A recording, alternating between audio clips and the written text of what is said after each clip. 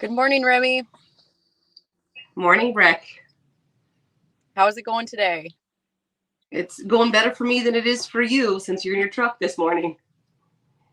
Yes. Good morning and welcome to Coffee with the Cowgirls. I'm Breck Kruger.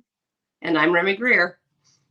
And I am live from my truck because we had a storm go through last night and knocked out our internet, and I had nothing this morning. As you may or may not know, Remy gets up at 4:30 and I am live at 6:30. So she's not getting up at 4:30. She's probably getting up at 4. And this morning we're both up ready to go somewhat, and I had no internet, so here we are. I'm at the library in our small town and hoping that this works. And we've reached a new level in our relationship because Remy is now texting me while she showers, so there's that. I leave my phone in the shower with me. I listen to stuff in the shower.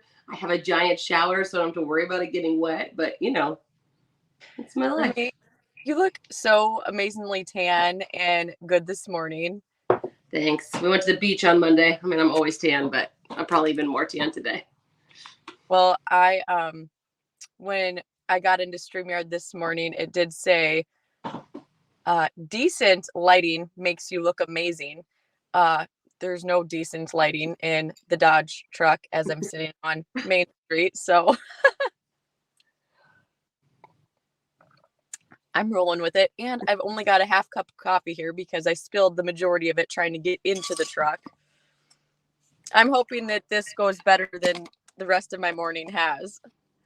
So, a couple things that I wanted to talk about this morning before we get started is I wanted to congratulate Kylie McLean. I had her on Coffee with the Cowgirls probably last spring.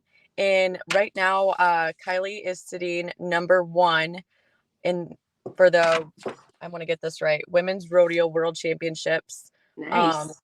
In the heading spot. So super excited for Kylie. I know that is a goal of hers, to make that. So that's super cool. Last week was our first week of being off of Facebook Live and fully on all podcast channels, YouTube, and our website, The Everyday Cowgirl. So in order to see what we have to say, you're going to have to go to one of those platforms. And if you do that, you like what we're doing, or you just like listening to us, please make sure that what is it, Remy? I need you to like, subscribe, and leave a review, please.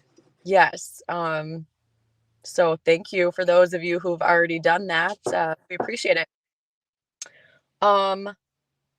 Last week we talked about success, and we talked about what the definition was and how it's changed over the years.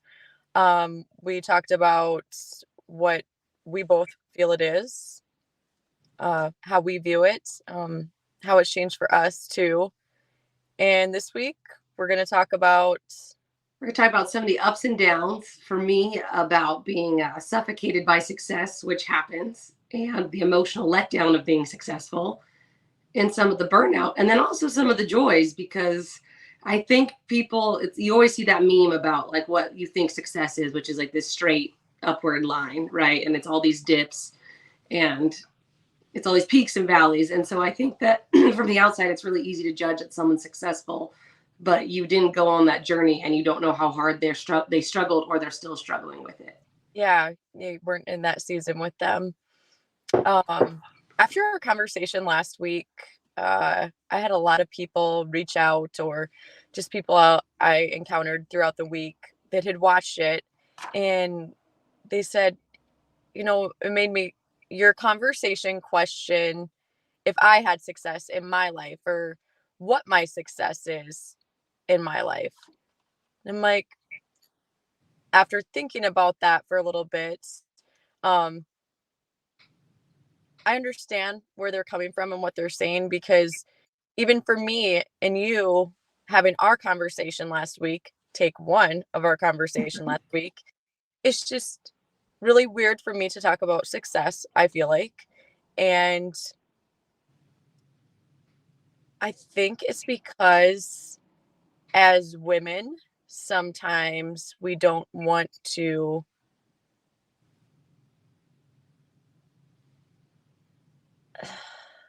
Embrace being acknowledge, successful. embrace, acknowledge. Um, I think that is, as women, that I think that's sometimes how we view it, because even myself, the reason that we had to do part two, which was really good, um, was because it was weird for me to talk about. And maybe, is it embracing the success? Maybe that is what it is. Or you don't feel like you've reached your level of success yet. I'm not sure. Yeah, and I think that's something that was always like setting goals was always kind of setting short-term goals versus long-term goals was always easier for me. Not that I didn't have long-term goals. I still have long-term goals, but it's easier for me to look at each success as it comes rather than this mountain I want to climb and then being discouraged when I trip at the beginning. So if you're worried about your success or you don't think you've gotten there, look at all the other small successes you have, and it makes you appreciate your journey to that success, and it lets you rest a little bit if you get tired, right? Like if you think that you need to be running a giant company and right now you have one employee, well, that's still a success, right? That's still good. Or if you're self-employed and you don't have anyone working for you.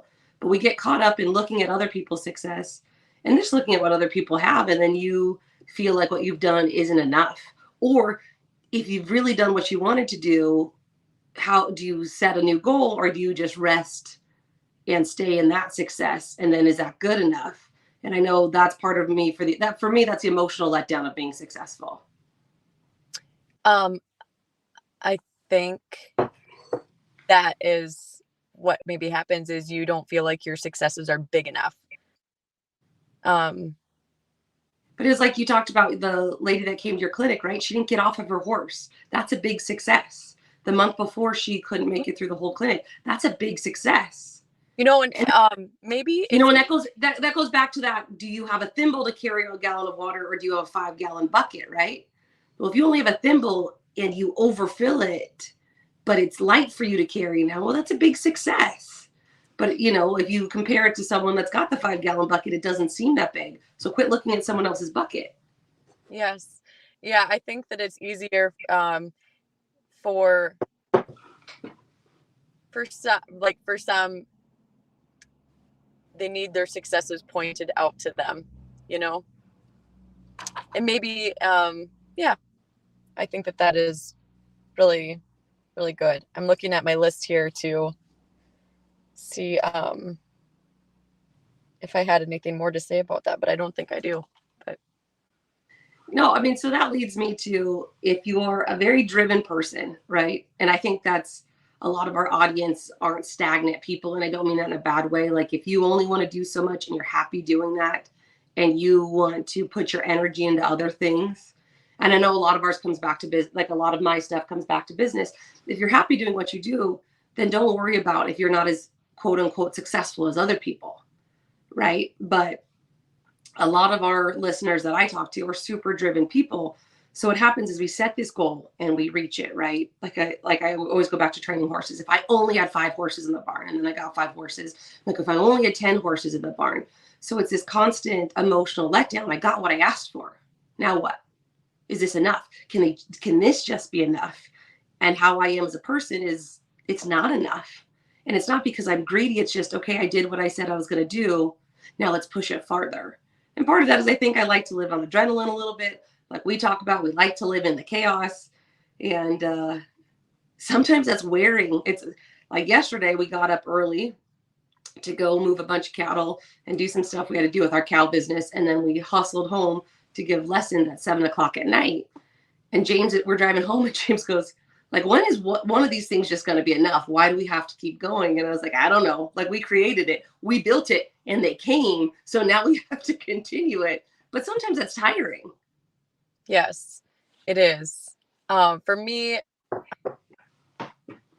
last week we covered, I tie a lot of my successes to my work life as well, which um it gets a little draining, especially in the period of my life that I'm in right now, because it's I'm on a path of entrepreneurship, which I'm super passionate about, but I'm trying to create something that's not I've never done before. And it's hard for me because when you win something at a horse show or whatever sport you're in, it's instant gratification. You're getting something when you leave that arena, whether it be money, a belt buckle, a saddle, a truck. It was just affirmed that you won. When you're doing something like entrepreneurship and you're creating something new that you've never done before, you don't get instant gratification. You don't get that award right away. I mean, it takes such a long time. And I struggle with that because I know that I can't quit, but I'm really not sure where the end goal comes. When do you know that you've been successful in what you're building? Um, I don't know. I don't, it, And so for me, like I have this conversation because it's not that I don't doubt myself. I know I must sound so conceited on this deal. It's just a different viewpoint for me, right? And James is the opposite one. He needs more reassurance. Is what we're doing right? How are we going to make money? How are we going to survive? How are we going to keep our name? And it's this whole like litany of thoughts that runs through his head all the time. And I'm just like, yeah, Jay, we're doing a great like a woman, Remy. You make him a woman. No, but that's he seeks perfection in himself. He seeks perfection in our business. And I'm just like, my new bottle's like good enough. Like it didn't used to be, but now I'm like, I'm not going to kill myself by overworking to be some version of success. Did I do what I set out to do today? Yes. If I didn't do it, was it imperative that I did it today? Probably not, or else I would have done it. But as I've gotten older, I'm like Monday, right? We had stuff to do. Not a lot of stuff. I mean, we always have a lot of stuff. That's what happens when you have livestock. There's like just a lot of stuff to do all the time. But we went to the beach and it was great. It was fun to go hang out with the boys and relax. Where before we would have maybe gone to the beach and been stressed out that we were going. But as we've gotten older, okay, we've done the work. Let's enjoy what we're working for. Because if you don't enjoy what you're working for, then why are you working that hard? I was listening to Tony Robbins yesterday, and he was actually interviewing the guy or the author to a book called The Fourth Generation. And I'm totally going to read it after listening to what he had to say. But it was talking about that, like how it talked about each generation in society today and what they're known for and their work ethics and all of that. And what you just said about not enjoying what you have, they talk about that a lot, and super interesting, extremely interesting. But it takes a long time to get to the point of that, enjoying what you have in that season of life that you're in. That is what they're talking about, the season of life you're in. And I feel like I've hit that stride too. But I also work really hard as well. But I know now, like, you can't just work hard all the time because your brain needs to rest. You need to enjoy the things that you've worked so hard all your life for. Yeah, I mean, I was watching the celebration of Cotton Rosser's life, the rodeo producer, and his youngest son, Reno, was joking that he wore out 3 partners and 3 wives to build the empire that he has, right? And he said that they had a guy that worked for Apple, and he came and he was helping them. He was looking at their books and he goes, "How do you make this happen? Like, how do you feed your family on this?" I don't know. We just do. And that's part of it too. Like Cotton really enjoyed what he did, but it's a struggle. It's a lot of work. He wore out 3 wives. He had 5 kids. He relied on child labor. I do too. I'm not judging that, but I think from the outside, you see this older man riding a big paint horse and sitting on the rail and tipping his hat to everyone. But think it like that guy, you want to talk about a trailblazer and an entrepreneur. He's the one that made rodeo what it is, really. Like, and Reno had a good quote that his dad had said. He said, you didn't need a concert to sell out a rodeo. That guy believed so much in what he was doing. He created this whole new thing. But again, he had to work really hard to get there. But people see him at the end of his life and like, oh, of course he was going to be successful. Really? Really was it going to be successful? That's another thing about entrepreneurship. It doesn't matter what you do in entrepreneurship, but I think the number is like something, it's very high. Like 98% of all entrepreneurs fail, they fail or they quit. I should say they quit. 98% of all entrepreneurs quit, and they usually quit right before the good starts to happen. And I definitely I can see exactly why you would, and you have to be so mentally strong. You have got to be so damn tough in your mind. Like every day I wake up and I'm like, I'm gonna get this thing. I'm gonna get it because it's important to me, and I think it's probably pretty important to people around us. And you have to be willing to be so damn different and outside of the freaking box. And that's hard. It is. And again, I think like I always embraced kind of being a weirdo. So it wasn't as hard. Like I, except for that one period in my life, I didn't really care what people thought as long as I really liked what I was doing and not hurting anybody. Right. So I was always kind of a weirdo. I was always different. And it makes it easier because you can't listen to the outside doubt. You get the same question as I do. Like, where do you expect this thing to go? I don't know. We'll see where it goes. And Mm-hmm. for me, like, I don't worry about having a really straight and narrow path to get somewhere. I'll get where I'm supposed to be, right? I'm going to put the work in. I'm going to do what I'm supposed to do. I'm going to help people along the way. But don't question me right now. I can't give you a great answer, and it comes back to that circle, right? So your circle, like my circle is like, yeah, it's awesome. See where it goes, see where it leads you. But then you listen to other people and they're like, oh man, there's a lot of stuff going on right now. Okay. Mm-hmm. Check off which tier you're on, because why you got to be negative? And like, same thing, we're gathering cows yesterday.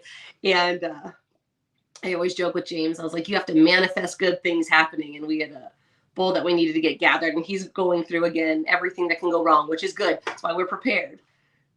Bull loaded right up. And a girl that was with us, she's like, I'm so proud of you, James, for being positive. He's like, you have to count on Remy for that. Because I thought of the fence going down, him turning around, him not loading. And I was like, but it's a good balance, right? Like I'm not Pollyanna. I'm not all cheery, but I'm just like, I'm going to hope for the best every time. But that's hard. It's hard. And again, it's hard when you start talking about success, right? Because what happens is, for me and for James, like, we reach a level of success and you just take this breath and you struggled to get there, right? You crawled and you scratched your way there, and then you get there and it's probably not what you actually thought it was going to be. That's the other thing about success. You think it's going to be something and then it's not. And then you're like, whew, it's like ordering a Halloween costume off of Amazon. It's never as cool as you thought it was going to be. And then it gets here and it's kind of a letdown. And then how do you deal with that? I just ordered a bunch of clothes off of Shein. I have not got them yet. And I hope that's not a letdown. They're coming from China, so I'm really not sure. But, but people don't talk about that very much. Like, there's an emotional letdown to being successful, especially if you are so single-minded about your goal, right? I'm going to do this. And then you get there and you like look around like, okay, now what? Like, now what? I feel like it's a roller coaster. It really is. Especially if you are self-employed. I don't even know if it doesn't even matter. I don't think success is a roller coaster. How I view it though, or how we've always done life, I guess, is there's just something else always in the hopper, like another thing that has to be done. Um, so when we accomplish our goal that we set out to accomplish, there's something always right behind it that needs to happen next. And I think that for us, that works really well, because otherwise it's like when you have a wedding, right? Like you plan and plan and plan and plan for that wedding, and then the day comes and it's over like that. And then you're like, what now? Yeah. Because you spent so much time planning for that wedding, and it's kind of no different than kids because they're in we've raised, we're raising them, and you have them for 18 years of their life, and then they're gone. And then when the kids are gone, you feel empty. And that's the same thing, that feeling that happens in your roller coaster ride of success. And it's the same thing. If you really care about something, it kind of becomes your baby, right? Like it does become like you pour emotion, blood, sweat, and tears into whatever you're doing. If you function that way, if you don't function that way, this conversation's probably not for you anyway, right? Yes. But and I think especially when you're younger, you hustle so hard because you if you surround yourself with successful people, and I think that's very important, is to surround yourself with older, successful people, right? Raise your circle, like raise the level of people you're around, and they'll make you more successful because you pick up things. Like if you hang around with so-called losers, right? It's true. Sit with the winners. The conversation's different because they overlook small things, right? Because they have an end goal in mind. But when you're younger, you see all this success, whether it's personal or professional, and it's easy to get caught up in like, I want that and I want it now. Okay, well, it didn't happen right now for 99.9% of the people. They had to build to get there. Yes.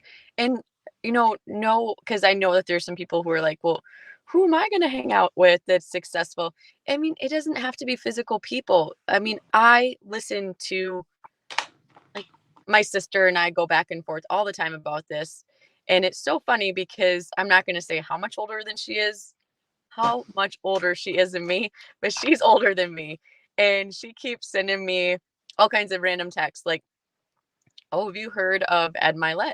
Have you heard of such and such? And last night she sent me one. Have you heard of Tony Robinson? Look at the course that I'm doing. And I'm like, I bought that like 2 years ago. I know all these people. Um, it doesn't have to be physical people. I mean, I have to listen to,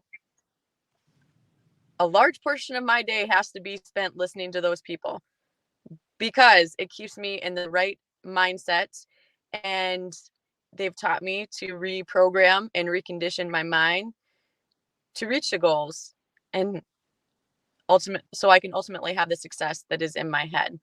um it's so important to do that. I mean, it is so important to surround yourself with good people.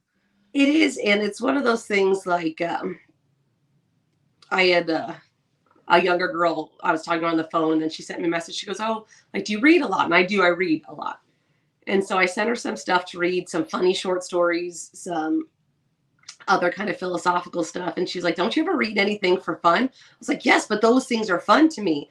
Like I read the Meditations by Marcus Aurelius at least once a year, right? And that's still You also philosophy. have a degree in medieval history, right? But So to me, like the Meditations, it's a very good thing to read because it a lot of that, what you now think of as Eastern philosophy, is the same thing as Stoic philosophy, right? You have to be only in control of what you can be in control of. You can't worry about other things. And that's a very simplified version of it. But for me, it's important to go back and read those. And as I get older, there's different parts of it that speak to me every year. So I like to revisit texts because now I have a better appreciation for parts that I didn't appreciate before or I didn't quite understand. And the other thing that happens with success, and I'm veering off because I had a couple of questions about burnout. When you're successful, even when you're not successful, burnout is a real thing. And I think, again, when you're super driven and you're trying to do so much, you do burn yourself out because you commit everything you have. And as you get older, you start to learn to set boundaries within yourself too. I'm not going to work till 4 o'clock in the morning and wake up at 7. I'm going to go to sleep at midnight, and whatever didn't get done today. don't you feel like though, sometimes the burnout comes from after you just reached your goal, or you just had that success that you were looking for? And I think it is because it's like I did all the things right again. It's like school. I did all the things. I did what I was supposed to do, and the success doesn't fill you up the way you thought it would. Right? It's empty and you It feel doesn't fill. It doesn't fill the hole you thought it was going to fill. And a yeah. lot of us in the livestock industry specifically, we've made a job out of our passion, right? So Mm-hmm. now the things that drew you to that profession, you're just tired, right? If you train horses and now you got to wake up and it's not so much fun. Like um, I worked for a reining trainer for a long time, and he had a client that left and then came back probably 10 years later. He was there before I was, and then he came back while I was there. And he was talking to the guy. He's like, "This is great. You get to ride horses all day and be in the sun. It is great. Not discounting how great it is." And the guy I worked for looked at me and goes, "I'm not as hungry as I was, and this isn't as fun as it used to be." Because it's true, right? When you're young, you'll ride anything, you'll do anything. You'll ride from 6 o'clock in the morning until midnight. And it's fun. And then as you get older, you're like, "Oh, Breck disappeared again." Oh, there I'm she is. here. But, Remy, but I do you go, know Craig Johnson? I'm sorry to interrupt you. yeah, So Craig is like a really good family friend of ours, actually, and or his parents used to be with my parents. And Craig was extremely successful as a reining trainer and a competitor. Uh I'm not even sure like which years, but I think Craig got burned out. I can't speak for him, but I know what he does now. And he is an extremely successful teacher. And he's teaching back in Iowa. And I'm pretty sure he hung up his hat in the show pen. Um, and maybe he does ranch versatility stuff now. I don't know. But that to me is a great example of somebody who dedicated their life to showing reining horses at a very high level and totally changed trajectory and is now living what appears to be his best life in Iowa, giving all around horsemanship riding lessons. Um, and again, but that's that season of your life. Like Mike, the guy that I worked for, is still super successful. His wife is an amazing showman too. But I watched their business change, right? I watched them be a little pickier and set better boundaries. Again, they started off young and hungry, and we all do. And then they had kids, and your life's not the same. And I think that's the other thing is we talk about adjusting goals, but when you're younger, you don't understand why you adjust goals, right? It's not because you're a failure, just it isn't as important anymore. Like I talk about us with team penning and ranch sorting. We were mercenaries. We ran down the road. And now I'm like, okay, maybe I'll go. If everyone wants to go, I'll go. If not, I'm going to stay home with my kids and my dogs and the horses I have at the house. And again, that winning isn't a marker of our success anymore, right? The clients that we build, the horses that we make, that's now my success. Because me winning an open somewhere is not nearly as satisfying to me as my clients going and doing very well in their classes. and that's a weird change to make too, Yeah. because your identity, or you feel like your identity, that is who you guys were, Remy. And then you make that change, and that's another weird feeling to make that change. And I think because we've made those changes in our life, I mean, um, in ours is from a business standpoint, like when we had the horse sale, I mean, that was our identity. That is who we were. Every Monday, or once a month, every Monday in the summer, you could find us at the sale barn. In the fall and winter, it was once, one Saturday out of every month, you could find us at the sale barn. And we were going to horse sales every single weekend, sometimes two, three. And when it ended, it was really hard for me because I really wasn't sure, because my identity, or our identity, and Brandon's identity way longer than mine, was wrapped up with that. And I just remember not really knowing how to handle it for a while. And then it was like, now like, those days were awesome. I would never want them back. Yeah. And that's like, so we went to a show one time in Reno. We rode, and it was like I think the Reno rodeo used to be 4 days when Dave Grashai still had it. And so we rode Thursday and Friday, drove all night Friday night. Maybe it was Friday, Saturday, Sunday. Anyway, one night we drive all night from Reno, 9.5 hours home, and it got done late to unload just in time to start another show that we were riding at down here. Like, I wouldn't do that again. We used to hit 2 or 3 shows in a weekend and put 1,000 miles on the truck. And now I'm like, that's not for me anymore. And I again, like, I love those times. They build who we were, but I was just like, you couldn't, is, yeah, like you couldn't pay me enough to do it again. Like you couldn't pay me enough to do it again. That is what that book that Tony Robbins was, when he was interviewing that author yesterday on the 4th generation, he said, you have different seasons of your life and how they shape you. And it did shape us, but I'm not really wanting to go back to that point, really. No. And I think, like, if you're experiencing burnout, and I experience it, you had to hear me vent about it last weekend. You do experience burnout, but first of all, you have to know inside that you're good enough, what you're doing is right. The other thing is you have to go find joy in small parts of it. So for me, when I get burned out riding horses, which doesn't happen a lot, but it does happen, it's really good for me. And I know this is a luxury I have, is to go check fence and check cows on horseback, because for me, I'd really rather be alone riding under oak trees checking cows. Like, no, that's not against my clients. I love to be outside there. And that's that joy for me, finding that in horses, right? Like, I like to go do those things and just be with my horse or whatever horse I'm riding and find joy in it.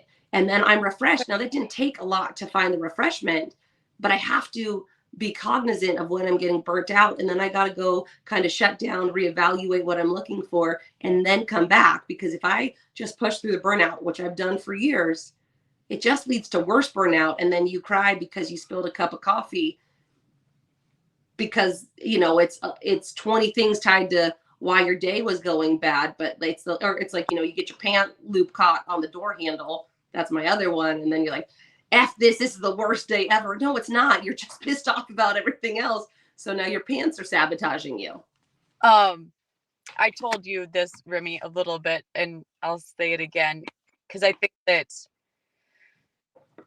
maybe when we admit to our viewers that life is not always rainbows and unicorns, it helps them. Last night we were laying in bed and I just started not full on bawling, but I definitely was crying. And Brandon is like, what is going on? And I'm like, I'm not frustrated. I don't even know how to explain it. I'm just, because I've sat in my office literally for the last week and a half staring at my computer trying to write a story about myself, and I can't find the words, Remy, and it's super frustrating. I'm getting there, but it's literally taken me a lot. I mean, I don't even know how many hours. A lot of hours. It is hard. And then you look at where I'm trying to go with everything that I do with Top Hand Cowgirl Challenge and the Everyday Cowgirl and Coffee with the Cowgirls. And I can't necessarily say that I have a needle in mind. I kind of do, but some days it just doesn't feel like it's coming together fast enough. And I'm not disheartened and I'm not frustrated. I don't even know the word that I could use to describe it. Maybe a little overwhelmed. Maybe. I think that's what happens to, again, successful people when it's like in your corporate job, right? You set goals, you were going to beat them, you more than beat them, even though you put them on yourself. Your company didn't really put them on you. When you're used to having success, it gets really hard to wait for other success. And I know I'm guilty of that too, like, especially with competing. I had 2.5 years where I could not lose. Didn't matter what I did, I couldn't lose. And I've had other seasons like that. And I'm going to tell you, like, the last year, I can't buy a win to save my life. But it goes that way, right? Like, I was untouchable there for about 2.5 years. I made a lot of money doing it. And now I'm like, at Elite Finals, which is a big team betting finals, I changed my shirt. I was like, I got to change something. I don't know what this is, but it sucks. And you just start to, it's a very weird thing. And then you feel lost a little bit. You feel, so for me, I get to where I feel lost. What do I have to do to regain what I had? Or was what I had not what I thought it was? Because that's the other thing. Like, you get to a point, you're like, oh, this is going to be great. And then again, there's the emotional letdown. And they're like, well, maybe I didn't want those things. Maybe I didn't want it bad enough. Maybe I didn't try hard enough. So you have to push those doubts aside. And it's really hard when you're in the middle of it. And like you said, when you're trying to get to a goal, especially, so like for me, again, like I'm all over the place, right? Like I'll get to where I'm getting when I get there. But if you have like a very focused track, it makes you feel even worse. And I don't say that for personal experience because that's not how my brain works. But I'm surrounded by people that are like, if I do A and B, I'll get to C quickly. It doesn't always work. Sometimes you're going to do A and B, and then you got to skip to X and sometimes pick up a 1 or a 2, and then you're going to get to C. And for me, like, I'm going to ride the crazy. All right, we're good. I'll get there. But it's frustrating, and it does make you feel lost. It makes you feel overwhelmed. And my hardest part is I get to feeling numb about what I'm doing, right? Like, is this really what I want? Do I want to push through this? Well, yes, I do. And sometimes talking about it out loud makes it better, Yes. right? Well, for me, yes, it does. Well, that's why I'm like, Brandon, I don't cry. Like, I'm not going to say I don't, because I have cried when I've come out of the arena, but I'm like, I don't cry over not winning in that, in competitions. I don't cry about that. But I'm crying about this because it's important to me, and it's a competition with myself, I guess. How far can I push myself? What good things can happen out of it? And I I get pissed someday, and it's not at anybody else but me, because I'm not reaching my timeline. And that's that whole up and down of being successful, right? I know we're talking about a lot of the negative parts of success today, but it's true, right? Sometimes, and this is the other thing, is sometimes you think it's going to take you a long time to get somewhere, and magically it all comes together. And you're like, that is awesome. That is so much fun. And it's super joyous. Like I said, for me, I take a lot of pride in my clients doing well. So for me, that's a lot of, right? And so that's so much more fun for me. Like my boys, my older boy doesn't usually want to ride, decided to ride this weekend. And he won the 6 sorting class with his brother. That's a big win. It wasn't like they beat a lot of teams, but for them to get together and ride, it was awesome. And so that's a joy that I didn't think I was going to have, at least this soon. And so I think the hard part about wanting success personally or professionally is you start overlooking, like going back to our original conversation this morning, you start overlooking all those small successes. And if you take a minute and take a breath and look at all the things that you did right to get you to a point, you stop feeling so lost, or at least it gives you hope and it strengthens your idea about what you want to do. But you just look at that end goal and man, it's a lot to do. And then like the flip side for me is like, I talk about failing big, right? Again, because I don't have a bunch of self-doubt. Like so I say this, like, if you're going to fail gloriously, like fail epically. Don't fail because it didn't go your way one time. Like if you really want something, commit. Now I'm telling you to break it down in steps. So I know these are kind of sound contradictory, but they're not. If you're going to fail gloriously. Go down in flames. I would just go down in flames with it. Yeah, because if you don't commit, right, then the failure is your fault because you didn't really commit. You had doubts and you didn't stick with it. No, like if you're going to mess up big. Like fail gloriously. Like it's awesome. It's awesome to really fail too, because you really do figure out what you're made of, right? Well, that really didn't work out. Now I can move forward, but I committed. I don't have to look back with doubt that if I would have done something else, well, yes, sure, it still might have worked out a different way. But if I gave everything I had and it didn't work out, well, I did my best. I did my job. And sometimes stuff just doesn't come together.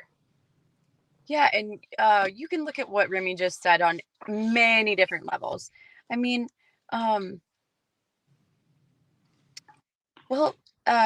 take my top hand cowgirl challenge, for example. I mean, I get a lot of people who've never done anything like that in their lives. And the biggest hurdle that I know that women have in doing that event is I'm not ready for it. Honey, you'll never be ready for anything. And you don't even know what to prepare for. So you just got to jump and do it. And then you can, and that's like half the battle because people are scared to fail. They don't want to go out there and like screw up or do something that would look bad to others. I think that's the fear. Do something that would look bad to others. We get it all the time, especially so we give weekly lessons, right? For cow work, for horsemanship, for team penning and ranch sorting. And people are like, I want to practice at home before I come to you. Why? My job is to help you. You don't have to Yeah. impress me in a lesson. Again, I tell people this. I'm like, if you're going to mess up, this is the pen to mess up in, not for money. You're paying me my money right now, and you're going to pay me for my opinion. Awesome. But this is where you mess up. You have so many people, they want to look right. They want to look the part, right? They want everything to be perfect before they come. Why? Then why are you even coming for a lesson, right? And you see it. I see it, especially in younger people in relationships, and where they're not sure of their partner. Fair enough. And so they don't commit all the way either. And look, live your best life. Do whatever you want to do. But if you're looking for a partner, you have to make that commitment also, right? You have to try personally in friendship. You have to leave it out there, or don't. But don't be upset if you've lived this half life of being halfway committed to relationships and then you don't find them fulfilling. Well, if you were only halfway committed, why would anyone else be fully committed to you? And for me, that matters in friendship. It matters in relationships. It's not just in a romantic relationship. Remy, I wanted to talk to you about, no, I don't know if winning the truck, because Remy won a truck. I don't know if that was ever on your radar, to do. Well, I know that you said you needed the truck, but we needed the truck that weekend. I don't know if it was, so it must have been a goal, but like, because that's a pretty big thing to win. How did you feel in that moment? What changed for you after winning that? So the joke was we had traded in 2 trucks in a Suburban for 1 truck in the Suburban.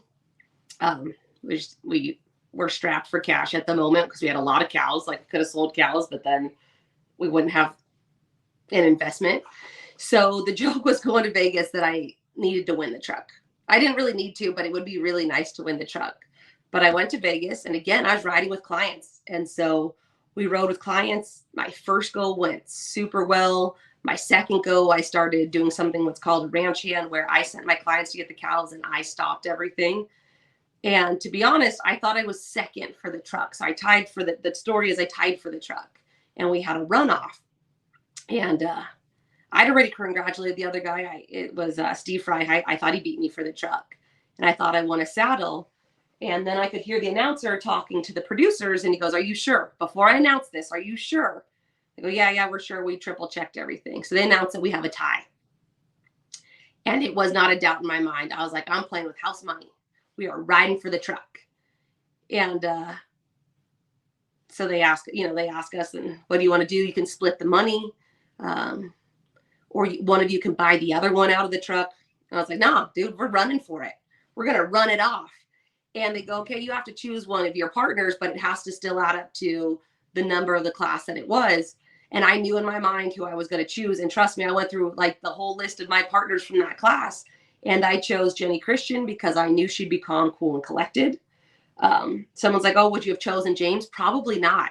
Now, James is like one of the top riders in the country. I still probably wouldn't have chosen him because it's a different level of stress riding with him. And I don't mean that in a bad way, but I needed to just go do my deal. Right. And so then I go in, and like the joke is Jenny and I never looked back at the crowd. Like, once we got our draws, we walked in there and never looked back because it was singular in what we had to do. And all I did was sort very slowly, made sure I didn't DQ. And technically he still could have beat me to the last go round. But what was crazy about winning the truck is, first of all, it was awesome because it was with all my clients that got me there. So that was like probably more rewarding, honestly. I know I won a very nice truck, but that was way more rewarding to do it by winning with my clients than coming in there again as a mercenary to have what could theoretically have been stronger teams. But no, I built my guys, right? I built my team behind me, and we won. And then we had another client win the 20,000 last year, which proves that our method works. But it was crazy. And then it was crazy to see, and this is what happens with success too. It was crazy to see all the people that wanted to talk to me after I won, that didn't really want to talk to me before. And that makes you start to evaluate your friendship and who those people are. Now, for me, being successful, I didn't really have to look at it, but I did take note of who now wanted to claim their friendship or their riding kinship with me when they haven't for years, but now they're going to claim part of it. Yeah. And the flip side's true too. Then I had some of my best friends posting the video of when I won, and it was genuine coming from them. But there was a lot of people that were trying to trade on my name a little bit that hadn't been there for it. I understand. Yeah, I totally see, because it doesn't matter. If you listen to a lot of really good motivational people, they talk a lot about not everybody's going to cheer for you. And they talk about sometimes the loudest people who cheer for you aren't necessarily the most genuine. Yeah, it's the same. We talked about it and we'll talk about it more with friendship at another point too. But it comes back to that circle, right? There was people when I was at my lowest that I didn't think were there for me because they were never loud about being there for me. But when I needed them, and I didn't even know I needed them, they were there. But some of those people that were in all the pictures and they wanted to be your friend, when times got tough, they just weren't there anymore. Yeah. And that's there was a lady that was on, I don't know, Facebook or TikTok that was talking about when she went through a divorce. She all of her friends like, hey, if you need anything, I'm here. She's like, okay, where are you? You say you were here and I ask you for some help and you're not here. It's better to not say that you're there, or that you're there and then you can't offer help no matter what it is, than to say that you're there because it's just lip service to what you're doing. And I figured that out in that deal, right? And I know that sounds horrible. Again, that was in the middle of my winning season where I couldn't lose for a while. Keep losing now, but I couldn't lose for a while. And it makes you appreciate the people that, you have a bad run and they come talk to you. Well, this happened, or it just sucks today, which has kind of been my thing lately. I just haven't done well, not because of anyone, not even because of myself. Like, just hasn't been my time. That wheel of fortune turned and now I'm on the bottom of it. And it will be again, because it's just, yeah, it's a roller coaster. And yeah, I feel like I've always been such an independent person, and I don't know, I'm okay with, like, if I do a good job, or it's nice to get that pat on the back, or the reward or whatever. But yes, it definitely means more coming from some people than others. And I think it's like you said, there's going to be some people that when you're successful are going to act like they cheered you on the whole time, like they were always in your corner. And you're like, when it was dark, when it was dirty, when it wasn't fun, you weren't there. And not only were you not there, you couldn't be bothered to be there. Yeah. And it's like I got, when it was happening, I got a bunch of text messages from some very good friends like, oh, we're watching it live. Like, you got this, no problem. You know what you're going to do. And you can take those. And then you get a lot of other people that it's just, again, like they shared the video on Facebook. And I was like, you didn't want me to win. Like, you didn't want me to win. And you're telling people I shouldn't have won in private. So why are you trying to, you can't be both ways, right? You can't pretend that I should have won it and then tell other people why I shouldn't have won it or shouldn't have been eligible to win it. And again, you start stacking those people in tiers of friendship, but it's hard. I'm independent too. I just like to know who my people are. And I think after struggling, like, I think after struggling with everything that I struggled with, I've just learned to not be as independent as I used to be. Not that I'm codependent. I welcome people back into my life that Yeah. you know, oh, but it's like, your mother-in-law sent me a message about your 2000 win and, or your 2000 horse win. And, it's, it's crazy though, because it's the same thing. It's not like you had a big circle going with you, but you had someone that believed in you a lot Yes.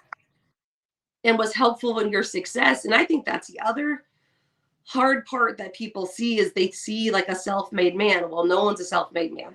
They No. either built their business on the back of somebody or there was people there backing them. Now I've been lucky to have some very good backers that gave us some very good advice about how to be successful.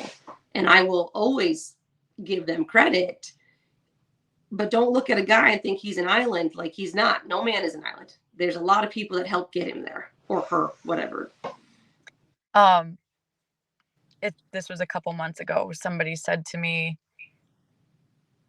I don't remember what we were talking about, but I might have been talking about trying something new or something like that. And they're like, well, you'll be wildly successful. You're wildly successful in everything else you do. And I can take it with a grain of salt. Um, because I just don't look at things like that. What, and I think that I don't look at things like that because, I like the journey of something new. I I mean, I just go back to like the horse sale. People told us that we were successful. Okay. I mean, I don't know. It was for us though, it wasn't that we were successful. That was Brandon's goal. That is what he wanted to do. He wanted to have his own horse sale. We did. And we tried hard and we did all the things and we put it together. Um, that was a success for me. Like, does Well, that make sense? yeah, and I think the other thing is like we talk about it with events because we produce a lot of shows. And it's like, so you put your first one on and it's always great. It's almost always great, right? And you could do everything. You could make it perfect. And then people want more the next year, right? And that becomes wearing and draining because you're like, I was already perfect. How much more perfect do you want me to be? And then like, you'll it happens a lot with shows, right? And then someone will put on a backyard show and they're like, oh, it's awesome. And this happened to us probably 15 years ago now, right? Like, oh, we got to support that guy because he's a mom and pop operation. Those were the words that they used. I was like, am I corporate? Because I'm efficient. Am I corporate? Because I'm not corporate. Because at that point it was James, myself, and my mom. We're not corporate. How much more mom and pop you want to be? Because we're efficient, you now want to penalize us for being good. And then you start to learn to not pay attention to some of that too and not be bitter because it will make you bitter. And again, you start to recognize what is success, right? Because if success is just money, then you're never going to have enough.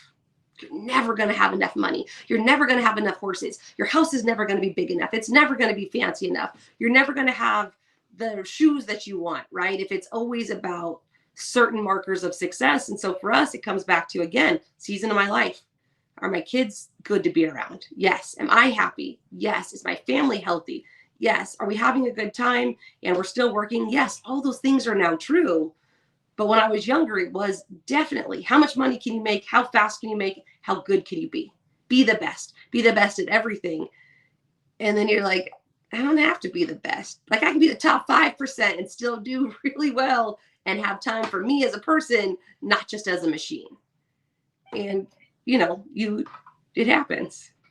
So as we wrap up here, Remy, we're at 55 minutes. I think one piece of advice or something I would say around our whole conversation with success is doesn't matter what kind of success you're looking for in your life. If it's to get better at riding your horse at a local show, if it's taking that first step at owning your own business or doing your own thing. Um, if it's getting in shape, Yeah. whatever it is, you cannot have success without taking a little risk or jumping. Um, you can't be afraid to put yourself out there because ultimately, at the end of the day, that's what we're doing. And if we didn't put ourselves out there for the benefit of somebody else, well, it probably it wouldn't touch as many people as it does. It wouldn't inspire or motivate as many people as it does. Yeah, and I think the other thing, and especially for our younger viewers, don't be afraid to look stupid. You will anyway. It doesn't matter. It doesn't matter how good you are, right? But you're You'll only look. going to look stupid to yourself. Realize that. Yeah, and that's the other Nobody thing. else People really cares. don't care. They don't care. I know people think they do. They don't. Don't be afraid to look stupid, and don't be afraid to be different. Because when you embrace what makes you you, you do find success personally and professionally because it's not a curated image because that's really hard to keep up. So don't be afraid to be yourself. And again, find those small successes. Look back on all your small successes. Like we talk about it, I'm trying to lose weight because I need to. And like I have another friend that's doing a weight loss deal with me, and she has a big goal in mind. I do too, but I break it down. And now I've gotten older, right? I break it down into smaller steps. This is my first goal. This is my second goal. This is my third goal. This is my ideal goal. But I won't beat myself up if I don't get there. But it's easier for me to look back at each small success than to just be swamped with Chunks.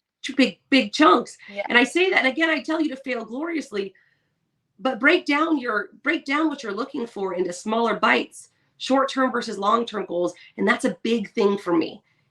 And it's professional and personal. Short-term goals, long-term goals. Because if you write them down, and do write them down. I know people aren't super big on writing stuff down. Write it down, because you'll look at something that you wrote 3 months ago and you're like, that doesn't even matter to me anymore. But it got you going somewhere.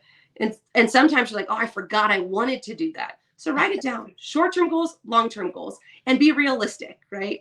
Don't say I want to lose 100 pounds. You can say I want to lose 100 pounds, but first I want to lose 10, and then I want to lose 20. Or, I want to, we talk about it in competing, Drink more right? When water. yeah, drink water, people. Stay hydrated. But the like we talk about it competing, right? And it's great when you have new clients, like new competitors.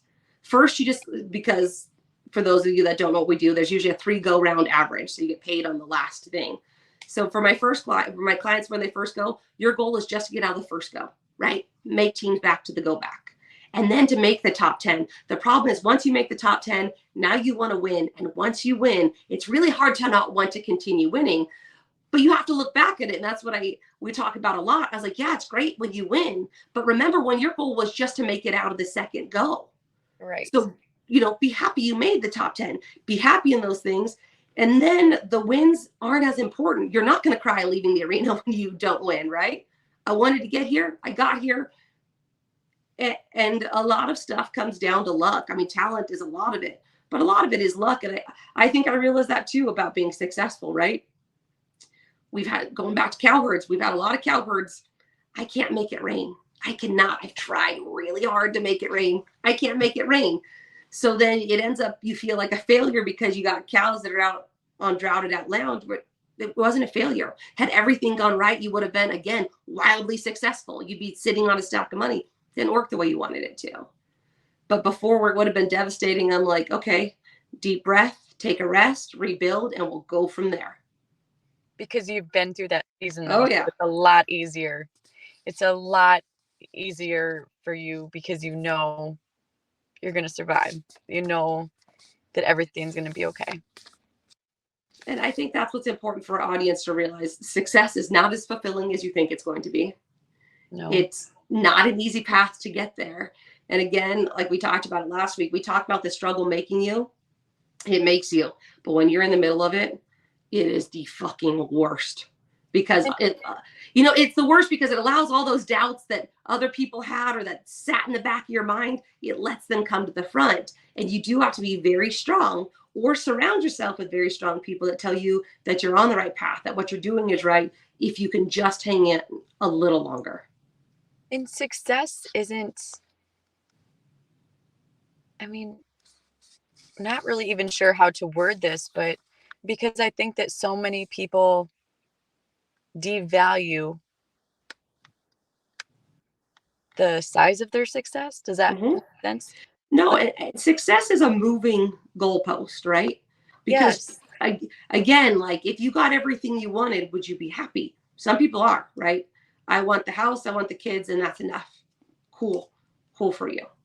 But then you have other people that are always chasing success. And I've tried to find that balance between being stagnant and always chasing success.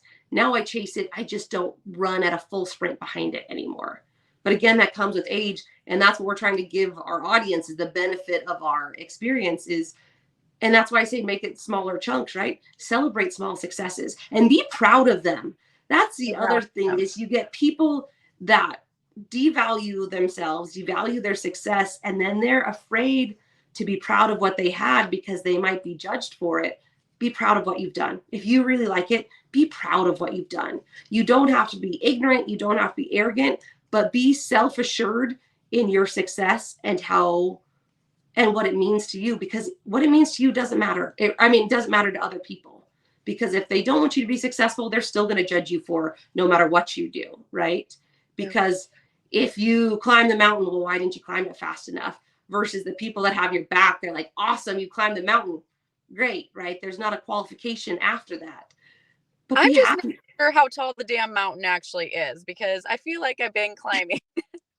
And that's that emotional letdown, right? I got what I wanted.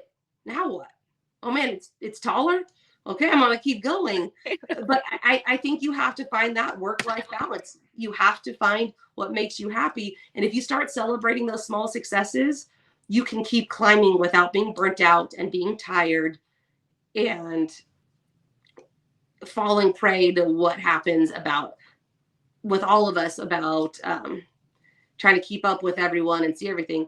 Follow your own path, man. Even if you work for somebody, follow your own path. Do what makes you happy. Yeah. And the money really will follow. It really will. You'll be able to survive. You might not make $1 billion, but you'll be able to survive and you will be happier for it, because money at the end of the day isn't everything. It really isn't. It makes life a lot easier, but it isn't everything. Money does not make you happier. Well, I think that that was good, Remy, and Yeah. I hope you all enjoyed it out there. Any last words? No, just make sure you guys like and subscribe and leave Yes. a review and do all the things so that we can be successful, like a definitive marker of success. And again, send us messages. I know we get a lot of really and send us messages about what we want to talk about. I know we touch on some of the stuff. We will try and be better. I will try and be better about being more linear in my thoughts to answer your questions. But like, subscribe, follow, all the things that the influencers tell you to do on the gram and Facebook. I need you to do those things. Thank you guys for tuning in this week. We hope you enjoyed part number 2 about success. Tune in next Wednesday or catch us on all of the podcast channels, YouTube, and the website. We'll see you next week, Remy. All right. Bye. Bye.